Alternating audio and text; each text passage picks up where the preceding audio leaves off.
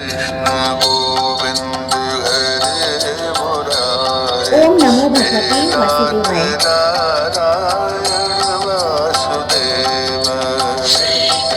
अनंत वासुदेव की महिमा तथा पुरुषोत्तम क्षेत्र के महात्म का उपसंहार। मुनि बोले, देव, भगवान की यह कथा सुनने से हमें तृप्ति नहीं होती। आप पुनः परम गोपनीय रहस्य का वर्णन कीजिए। अनंत वासुदेव की महिमा का आपने भली भांति वर्णन नहीं किया। अब हम उसी को सुनना चाहते हैं, आप विस्तार पूर्वक बतलाएं। ब्रह्मा जी ने कहा, मुनिवरों, अनंत वासुदेव का महात्म सार से भी अत्यंत सारतर वस्तु है। वह इस पृथ्वी पर दुर्लभ है। विप्रगण आदि कल्प की बात है, मैंने देव शिल्पियों में श्रेष्ठ विश्वकर्मा को बुलाकर कहा, तुम पृथ्वी पर भगवान वासुदेव की शिलामयी प्रतिमा बनाओ, जिसका दर्शन करके इंद्र आदि देवता और मनुष्य भक्ति पूर्वक भगवान वासुदेव की आराधना करें और उनकी कृपा से निर्भर होकर रहें। मेरी बात सुनकर विश्वकर्मा ने तत्काल ही एक सुंदर और सुदृढ़ प्रतिमा बनाई, जिसके हाथों में शंख, चक्र, गदा और पद्म शोभा पा रहे थे। भगवान का वह विग्रह सब प्रकार के शुभ लक्षणों से संपन्न और अत्यंत प्रभावशाली था। नेत्र कमल दल के समान विशाल थे। वक्ष स्थल में श्री वत्स की चिन्ह सुशोभित था। हृदय देश वनमाला से आवृत हो रहा था। मस्तक पर मुकुट और भुजाओं में अंगद शोभा पाते थे। कंधे मोटे जान पड़ते थे। कानों में कुंडल झिलमिला रहे थे। श्याम अंग पर पीतांबर की अपूर्व शोभा थी। इस प्रकार वह प्रतिमा दिव्य थी। स्थापना का समय आने पर स्वयं मैंने ही गुण मंत्रों द्वारा उसे स्थापित किया। उस समय देवराज इंद्र ऐरावत पर सवार हो समस्त देवताओं के साथ मेरे लोक में आए। उन्होंने स्नान दान आदि के द्वारा भगवत प्रतिमा को प्रसन्न किया और उसे लेकर वे अपनी अमरावती पुरी में चले गए। वहां इंद्र भवनों में उसे पधारकर उन्होंने मन, वाणी और शरीर को संयम में रखते हुए दीर्घ काल तक भगवान की आराधना की और उन्हीं के प्रसाद से व्रत एवं नमूची आदि क्रूर राक्षसों तथा भयंकर दानवों का संहार करके तीनों लोकों का राज्य भोगा। द्वितीय युग त्रेता आने पर महापराक्रमी राक्षस राज रावण बड़ा प्रतापी हुआ। उसने 10,000 वर्षों तक निराहार और जितेंद्रिय रहकर अत्यंत कठोर व्रत का पालन करते हुए भारी तपस्या की, जो दूसरों के लिए अत्यंत दुष्कर थी।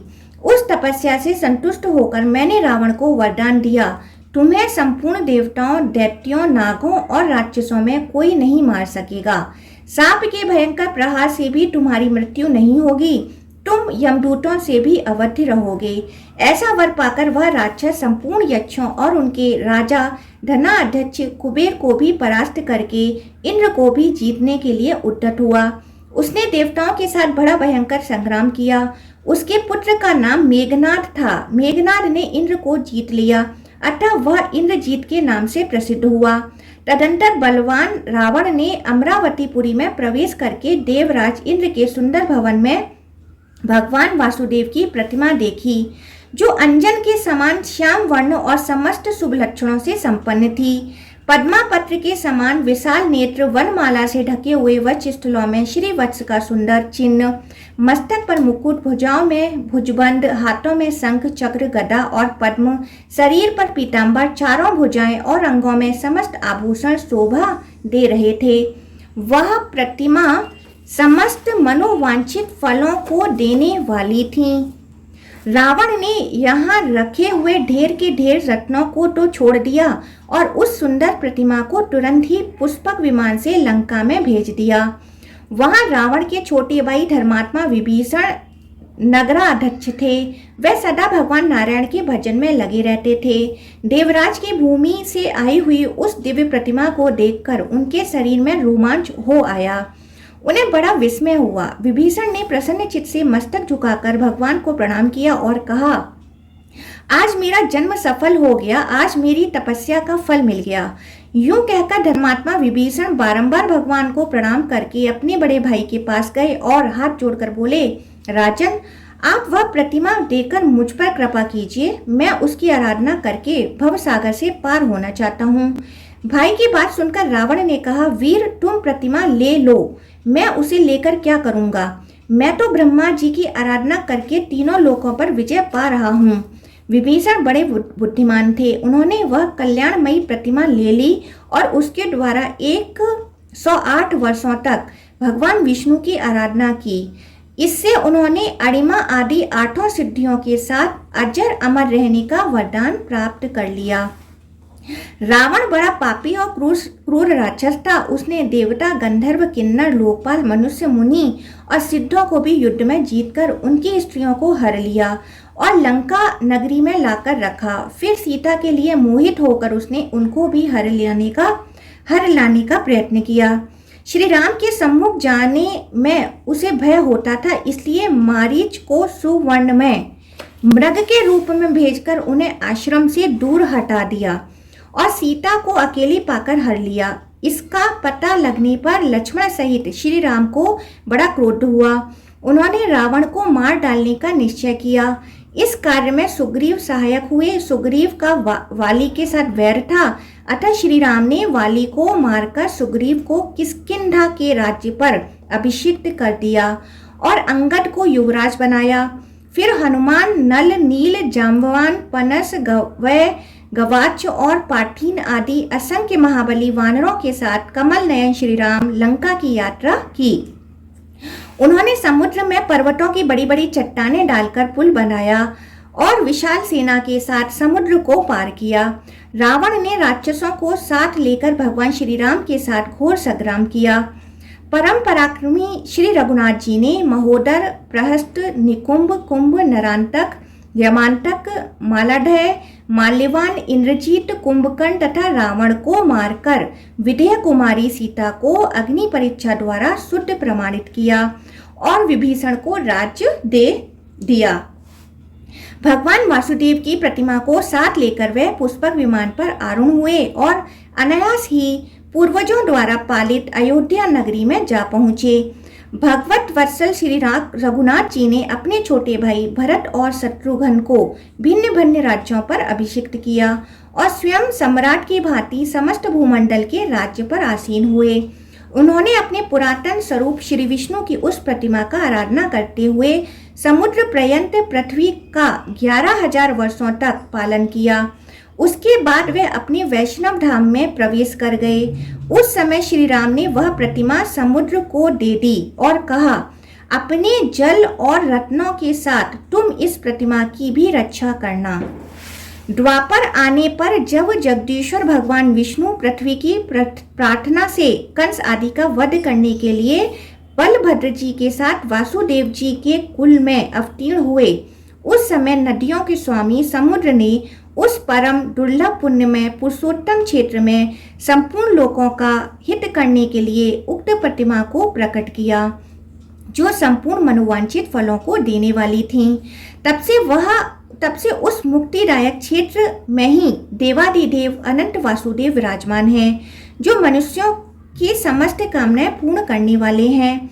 जो लोग मन, वाणी और क्रिया द्वारा सदा सर्वेश्वर भगवान अनंत वासुदेव की भक्ति पूर्वक शरण लेते हैं, वे परम पद को प्राप्त होते हैं। भगवान अनंत का एक बार दर्शन, भक्ति पूर्वक पूजन और प्रणाम करके मनुष्य राजसूय और अश्वमेघ यज्ञों से 10 गुना फल पाता है।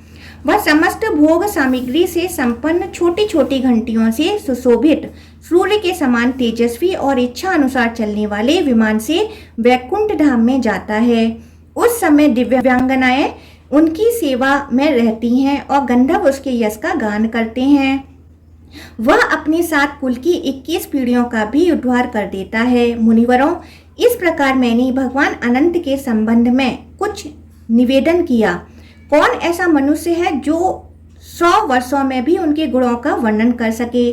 इस प्रकार मनुष्यों को भोग और मोक्ष देने वाले परम दुर्लभ पुरुषोत्तम क्षेत्र तथा अनंत वासुदेव के महात्मा का वर्णन किया गया।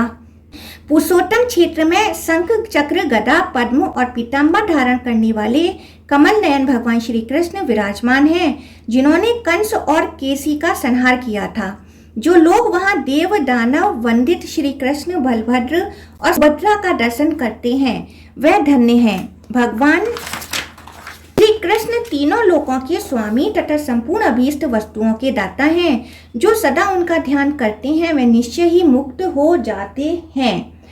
जो सदा श्री कृष्ण में अनुरक्त रहते हैं, रात को सोते समय श्री कृष्ण का चिंतन करते हैं और फिर सोकर उठने के बाद श्री कृष्ण का स्मरण करते हैं, वह शरीर त्यागने के बाद श्री कृष्ण में ही प्रवेश करते हैं। ठीक वैसे ही जैसे मंत्रोच्चार पूर्वक होम किया हुआ हविष्य अग्नि में लीन हो जाता है। अतः मुनिवरों, मोक्ष की इच्छा रखने वाले पुरुषों को पुरुषोत्तम क्षेत्र में सदा यत्न पूर्वक कमल नयन श्री कृष्ण का दर्शन करना चाहिए। जो मनीषी पुरुष शयन और जागरण काल में श्री कृष्ण बलभद्र तथा सुभद्रा का दर्शन करते हैं वह श्री हरि के धाम में जाते हैं। जो हर समय भक्ति पूर्वक पुरुषोत्तम श्री कृष्ण रोहिणी नंदन बलभद्र और सुभद्रा देवी का दर्शन करते हैं वह भगवान विष्णु के लोक में जाते हैं। जो वर्षा के 4 महीनों में पुरुषोत्तम क्षेत्र के भीतर निवास करते हैं उन्हें सारी पृथ्वी की तीर्थ यात्रा से भी अधिक फल प्राप्त होता है। जो इंद्रियों को जीतकर और क्रोध को वशीभूत करके सदा पुरुषोत्तम क्षेत्र में ही निवास करते हैं वे तपस्या का फल पाते हैं। मनुष्य अन्य तीर्थों में 10,000 वर्षों तक तपस्या करके जो फल पाता है उसे पुरुषोत्तम क्षेत्र में एक ही मास में प्राप्त कर लेता है। तपस्या, ब्रह्मचर्य पालन तथा आसक्ति त्याग से जो फल मिलता है उसे मनीषी पुरुष वहां सदा ही पाते रहते हैं। सब तीर्थों में स्नान दान करने का जो पुण्य फल बताया गया है वह मनीषी पुरुषों को यहाँ सर्वदा प्राप्त होता है। विधि पूर्वक तीर्थ सेवन तथा व्रत और नियमों के पालन से जो फल बताया गया है उसे वहाँ इंद्रिय संयम पूर्वक पवित्रता से रहने वाला पुरुष प्रतिदिन प्राप्त करता है। नाना प्रकार के यज्ञों से मनुष्य जो फल प्राप्त करता है वह जितेंद्रिय पुरुष को वहाँ प्रतिदिन मिला करता है। जो पुरुषोत्तम क्षेत्र में कल्प वृक्ष अक्षय वट के पास जाकर शरीर त्याग करते हैं वह निसंदेह मुक्त हो जाते हैं। जो मानव बिना इच्छा के भी वहाँ प्राण त्याग करता है वह भी दुख से मुक्त हो दुर्लभ मोक्ष प्राप्त कर लेता है। कृमि, कीट, पतंग आदि तथा पशु पक्षियों की योनि में पड़े हुए जीव भी वहाँ देह त्याग करने पर परम गति को प्राप्त करते हैं। जो मनुष्य एक बार भी श्रद्धा पूर्वक भगवान पुरुषोत्तम का दर्शन कर लेता है वह सहस्त्रों पुरुषों में उत्तम है। भगवान प्रकृति से परे और पुरुष से भी उत्तम है, इसलिए वे वेद पुराण तथा इस लोक में पुरुषोत्तम कहलाते हैं। जो पुराण और वेदांत में परमात्मा कहे गए हैं वह ही संपूर्ण जगत का उपकार करने के लिए पुरुषोत्तम स्वरूप से विराजमान है। पुरुषोत्तम क्षेत्र के भीतर मार्ग में, शमशान भूमि में, घर के मंडप में, सड़कों और गलियों में जहाँ कहीं इच्छा या अनिच्छा से भी शरीर त्याग करने वाला मनुष्य मोक्ष का भागी होता है। पुरुषोत्तम तीर्थ के समान किसी तीर्थ का महात्म्य न हुआ है और न होगा। मैंने उस क्षेत्र के गुणों का एक अंश मात्र यहाँ बताया है। कौन पुरुष 100 वर्षों में भी उसके समस्त गुणों का वर्णन कर सकता है। मुनिवरों, यदि तुम सनातन मोक्ष पाना चाहते हो तो आलस्य छोड़कर उस पवित्र तीर्थ में निवास करो। व्यास जी कहते हैं, अव्यक्त जन्मा ब्रह्मा जी का यह वचन सुनकर मुनियों ने वहां निवास किया और परम पद प्राप्त कर लिया। द्विजवरों, यदि आप लोग भी मोक्ष प्राप्त करना चाहते हो तो परम उत्तम पुरुषोत्तम क्षेत्र में निवास करें। ओम नमो भगवते वासुदेवाय।